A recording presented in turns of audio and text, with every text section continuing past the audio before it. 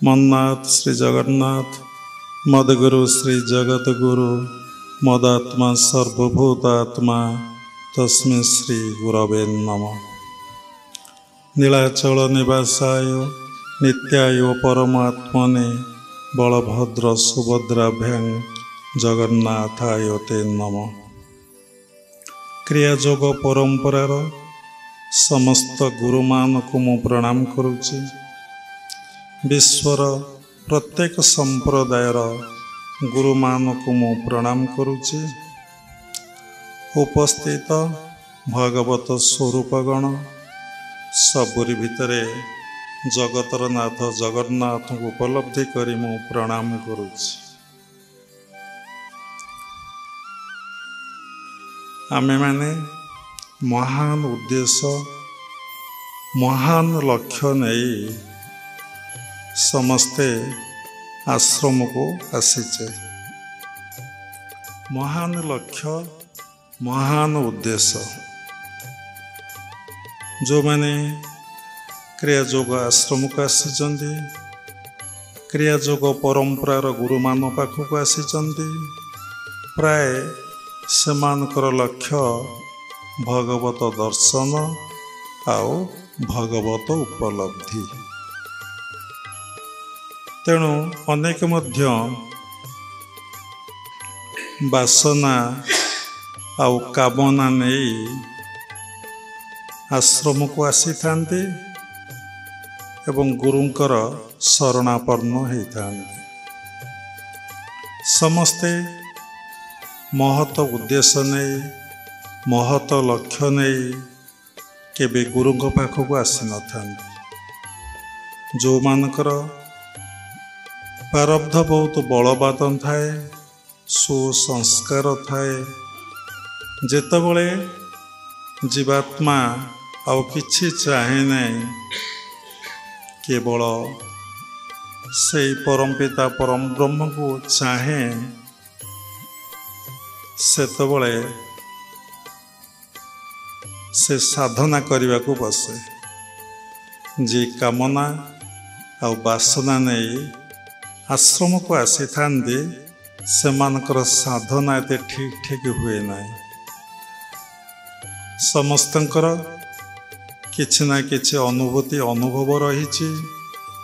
जो महान उद्देश्य नहीं महान लक्ष्य नहीं आपण आश्रम को आसीथिले बा गुरुदेवंक पाखक आसीथिले किछि वर्ष किछि मास समस्तंकर निर्दिष्ट समय नहीं परे मनर भाव आउ गोटे प्रकार हो जाए।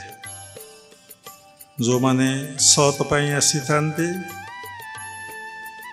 सेमानकर मनर भाव प्राय ठीक रुए। जो माने असत पाई आसी थांती तांकर मनर भाव आउ गोटे प्रकार हो जाए। मनरे प्रश्न उठे सत कौन असत कौन। ए दुनिया रे एकमात्र सत्य से परमात्मा परम ब्रह्म जे थिले अछंती रहिबे। असत जे नथिला नथिले एबे अछंती पुणी रहिबे नाही। आमाने केही नथिले आसीचे पुणी भी आमे माने रहिबा नाही। से परमात्मा परम ब्रह्म थिले अछंती रहिबे। किए तांको विषय कहि पारिबे नाही। तो जो माने सत पाई आस्तांदी से माने हेले जिज्ञासु आउ से माने साधना करिया पई भारी इच्छा प्रकाश करंती। किंतु जो माने असत पाई आसी थांती ईश्वर प्राप्ति पाई न आसी ईश्वरंकर विभूति पाई ऐश्वर्य पाए जो माने आसी थांती से मानकर साधना रे गड़बड़ हो जाए। जहाँकर लक्ष्य उद्देश्य महान न थाए गलत थाए से माने दिने धरा पड़ जाती से गुरुकुल आश्रम रे गुरुंक पाखरे ଭାଗବତରେ ଲେଖା ଅଛି, ଯେ ନର ତପ ଆଚରନ୍ତି ଦେବେ ତାହାଙ୍କ ବିଘ୍ନ ଚିହ୍ନନ୍ତି। ମାୟାରେ କରି ଅଙ୍ଗ ସଙ୍ଗ ତପ କରନ୍ତି ତାର ଭଙ୍ଗ। ସେ କିମ୍ପା ଛାଡ଼ି ଆମ୍ଭ ଲୋକ, ସେ କିମ୍ପା ଯିବ ହିଁ ବିଷ୍ଣୁ ଲୋକ। ଯେ ନର ତପ ଆଚରନ୍ତି ଦେବେ ତାହାଙ୍କ ବିଘ୍ନ ଚିହ୍ନନ୍ତି। ଗୋଟେ ଛୋଟିଆ କଥା ଦେଖନ୍ତୁ, ତପସ୍ୟା କଲେ ମାନେ ଦେବତା ମାନେ ବିଘ୍ନ ଚିନ୍ତା କରନ୍ତି। ଆପଣମାନେ ସମସ୍ତେ ପଢ଼ିଛନ୍ତି, ଧ୍ରୁବ ଜଙ୍ଗଲକୁ ତପସ୍ୟା କରିବା ପାଇଁ ଯାଇଥିଲେ। ଅଜଗର ସାପ ଆସିଛି, ଧ୍ରୁବଙ୍କ ଦେହରେ ଗୋଡ଼େଇ ହେଇଯାଇଛି। ଧ୍ରୁବ କ'ଣ ଆଖି ଖୋଲିଛନ୍ତି? ଦେଖନ୍ତୁ, ବ୍ୟାଘ୍ର ଆସିଛି, ସିଂହ ଆସିଛି, ଭାଲୁ ଆସିଛି, କେତେ ବନ୍ୟ ଜନ୍ତୁଗଣ ଆସିଛନ୍ତି। ସେଥିରେ କ'ଣ ଧ୍ରୁବ ବିଚଳିତ ହୋଇ ଆଖି ଖୋଲି ତାଙ୍କୁ ଦେଖିଛନ୍ତି ନା ଭୟଭୀତ ହେଇଛନ୍ତି? ତେଣୁ ଆପଣ ଦେବତାମାନେ ଆପଣ ପାଖକୁ ଡାଇରେକ୍ଟ ଆସିବେ, ରୂପ ଧରିକି ଆସିବେ। ଦେବା ଓ ଦେବୀ ବିଭିନ୍ନ ଫର୍ମ ମାଧ୍ୟମରେ ଆପଣ ପାଖରେ ଆସି ପହଞ୍ଚିବେ। ଯଦି ଆପଣ ଲକ୍ଷ୍ୟପତ୍ର ବିଚ୍ୟୁତ ହେଇଗଲେ, ଭୟଭୀତ ହେଇଗଲେ, ଏ ସଂସାରଟା କମ୍ପ୍ଲିଟଲି ଭୟରେ ପରିପୂର୍ଣ୍ଣ।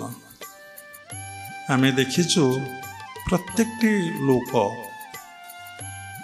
ଯେଉଁମାନେ ଧରାପୃଷ୍ଠରେ ବସବାସ କରୁଛନ୍ତି, ପ୍ରତ୍ୟେକ ପ୍ରାଣୀ ମଧ୍ୟ, ପ୍ରତ୍ୟେକ ଜୀବଜନ୍ତୁ ମଧ୍ୟ, ଗୋଟେ ବୃକ୍ଷର ମଧ୍ୟ ଭୟ ଅଛି, ଗୋଟେ ପ୍ରାଣୀର ମଧ୍ୟ ଭୟ ଅଛି। ବାଘର ଭୟ ଅଛି, ସିଂହର ଭୟ ଅଛି।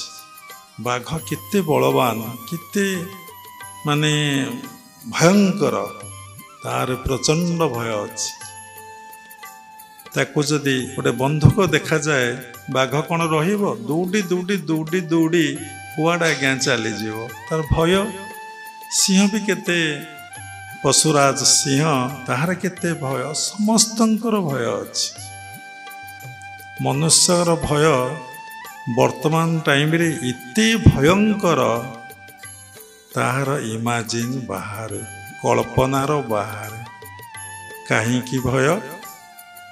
ସେ ତ ଜୀବଶ୍ରେଷ୍ଠ, ପାଠ ପଢ଼ିଛି, ଭଲ ମୋବାଇଲ ଅପରେଟିଂ କରିପାରୁଛି, କମ୍ପ୍ୟୁଟର ଚଳେଇ ପାରୁଛି, ବିଭିନ୍ନ ଭାଷା କହିପାରୁଛି, ଅର୍ଥ ଉପାର୍ଜନ କରିପାରୁଛି, ଦେଶ ବିଦେଶ ଯାଇପାରୁଛି, ରୋଗ ହେଲେ ଡାକ୍ତର ପାଖକୁ ଯାଇପାରୁଛି। ତାର ଭୟ କାହିଁକି? କ'ଣ ପାଇଁକି ଭୟ? ମୃତ୍ୟୁ ଭୟ, କାଳେ କିଏ ମୋ ଜମିବାଡ଼ି ନେଇଯିବ ଭୟ, ଧନ ଭୟ, କିଏ ମୋ ସମ୍ମାନ ନେଇଯିବ ସମ୍ମାନବତୀ ଭୟ, କିଏ ମୋତେ ଗାଳି ଦେବ ସେ ଭୟ, କାଳେ ମୋର ପିଲାପିଲି ମୋ କଥାରେ ନ ରହିବେ ସେ ମଧ୍ୟ ଗୋଟେ ଭୟ। ପିଲା ପାଠ ପଢ଼ିଲା, ଚାକିରି କରିପାରିଲାନି, କ'ଣ କରିବ ସେ ଗୋଟେ ଭୟ। ସବୁ କ୍ଷେତ୍ରରେ ହ୍ୱାଟ୍ ଇଜ୍ ଫିୟର? ଯଦି ଫିୟର ଉପରେ ଆପଣ ଆନାଲିସିସ୍ କରିବେ, ଘଣ୍ଟା ଘଣ୍ଟା ସତ୍ସଙ୍ଗ ଚାଲିବ। ତେଣୁ ଏ ଭୟ କେଉଁଠୁ ଆସୁଛି? ନା ଭୟ ମନରେ ଆସୁଛି। ଏ ଭୟ କେଉଁଠି ଆସୁନାହିଁ? ଆଖିରେ ଆସୁନାହିଁ, ପାଟିରେ ଆସୁନାହିଁ, ନାକରେ ଆସୁନାହିଁ, କାନରେ ଆସୁନାହିଁ, ଆଉ ଚର୍ମରେ ଆସୁନାହିଁ, ଜିହ୍ୱାରେ ଆସୁନାହିଁ। ସମସ୍ତଙ୍କର ଭୟ। ମୋର ଡାଇବେଟିସ୍ ହେଇଛି, ମିଠା ଖାଇବିନି, କାଳେ ମୋର ସୁଗାର ବଢ଼ିଯିବ। ନା ନା, ମୋର ଗ୍ୟାଷ୍ଟ୍ରିକ୍ ହେଇଛି, ମୁଁ ଛଣା ଜିନିଷ ଖାଇବିନି, କାଳେ ମୋର ଗ୍ୟାସ୍ ବଢ଼ିଯିବ। ଏସି ଲଗା ହେଇଛି, ମୋତେ ଥଣ୍ଡା ହେଇଯିବ, ମୁଁ ଏସିରେ ବସିବି ନାହିଁ, କାଳେ ମୋ ଦେହ ସୁସ୍ଥ ହେଇଯିବ। ରୋଗପତି ଭୟ। ପ୍ରତ୍ୟେକଟି ମୁହୂର୍ତ୍ତରେ ଶଯ୍ୟା ତ୍ୟାଗ କରୁ। ଶଯ୍ୟାକୁ ଯିବା ପର୍ଯ୍ୟନ୍ତ ରାତିରେ ଶୋଇଛନ୍ତି, ନିଶ୍ଚିନ୍ତରେ ଶୋଇପାରିନାହାନ୍ତି। ଯାହାର ଟଙ୍କା ପଇସା ନାହିଁ, ତାର ଅର୍ଥ ଚିନ୍ତା ହେଉଛି ଅର୍ଥ ଭୟ। ଯିଏ ବହୁତ ଧନ ରଖିଛି, କେମିତି କାଳେ କିଏ ଧନ କୁଆଡ଼େ ଚାଲିଯିବ, କ'ଣ ହେବ, ତାହାର ମଧ୍ୟ ଭୟ। କିଏ ଇଲେକ୍ସନରେ ଛିଡ଼ା ହେଇଛି, କାଳେ ହାରିଯିବି, ତାହାର ମଧ୍ୟ ଭୟ। ଦେଖନ୍ତୁ, ସବୁ କ୍ଷେତ୍ରରେ ମଣିଷର ଭୟ। ନିଜ ମନକୁ ସମୀକ୍ଷା କରନ୍ତୁ, ନିଜକୁ ଦେଖନ୍ତୁ। ତେଣୁ ଆପଣ ଏ କଥା ଜଣେ ସାଧୁଙ୍କ ଠାରୁ ଶୁଣିଲେ, ତେଣୁ ଏ ଭୟ ଯିବ କେମିତି? ଗୋଟିଏ କଥାରୁ ଅନେକ କଥା ଆସିଲାଣି। ତେଣୁ ଭୟ କେମିତି ଯିବ? ଆମେ ଭୟକୁ କେମିତି ଅତିକ୍ରମ କରିବା?